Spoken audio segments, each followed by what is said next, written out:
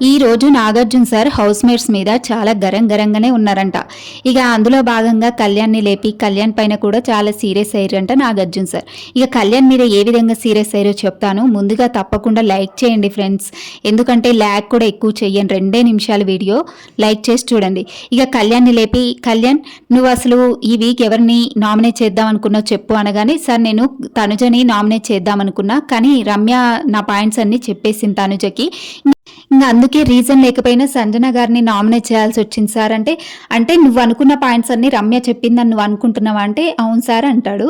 అయితే రమ్య ఫేక్ అన్నది, నువ్వు మాస్కులు వేసుకుంటున్నావు అన్నది, బాండ్లు పెట్టుకుంటున్నావు అన్నది, అయితే నీ పరంగా కూడా అది నిజమేనా అనేసి నాగార్జున సార్ అడుగుతాడంట. అప్పుడు ఇక కళ్యాణ్ ఏం మాట్లాడంట, సార్ నాకు అవి కాదు సార్ రీజన్స్ అని.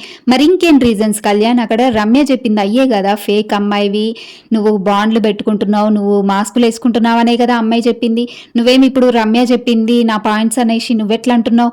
అయినా నీ పాయింట్స్ నువ్వు చెప్పుకోవాలి తనుజకేమన్నా ఉంటే. రమ్య చెప్పిందని చెప్పేసి నువ్వు టికెట్ తీసుకున్నావు నామినేట్ చేస్తా అని, ఇక నీకు ఇంకేం రీజన్స్ లేవు, పక్కన వాళ్ళు చెప్పేసిరని ఇంకా వేరే వాళ్ళని నామినేట్ చేస్తావా రీజన్ లేకపోయినా అనేసి కొంచెం సీరియస్ అవుతారంట నాగార్జున సార్ కళ్యాణ్ మీద.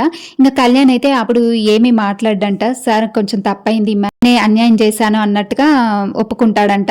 ఇక మరి సరే కళ్యాణ్, తనుజ అలా పడిపోగానే కళ్ళు తిరిగి పడిపోగానే ఎందుకు అంతలా ఏడ్చావు బాత్రూంలో పోయి అనేసి అడుగుతారంట. ఏం లేదు సార్, కాస్త బాధ అనిపించింది, ఎందుకంటే తనకి 2 డేస్ నుంచి హెల్త్ బాగుండట్లేదు కదా సార్, ఇక గేమ్ ఆడేసరికి కొంచెం అలా అయిపోయింది, నేను ఎందుకో నాకు కొంచెం బాధ అనిపించి ఏడ్చేశాను సార్ అనేసి కళ్యాణ్ అంటాడంట. ఏం బాధ కళ్యాణ్ చెప్పు, బయటికి చెప్పు, నీకేం బాధ ఉందో చెప్పు అనేసి నాగార్జున సార్ కళ్యాణ్ని అడుగుతారంట. అయితే అప్పుడు కళ్యాణ్ ఏం సమాధానం చెప్తాడనేది ఈ ఎపిసోడ్లో చూడాల్సిందే మనం.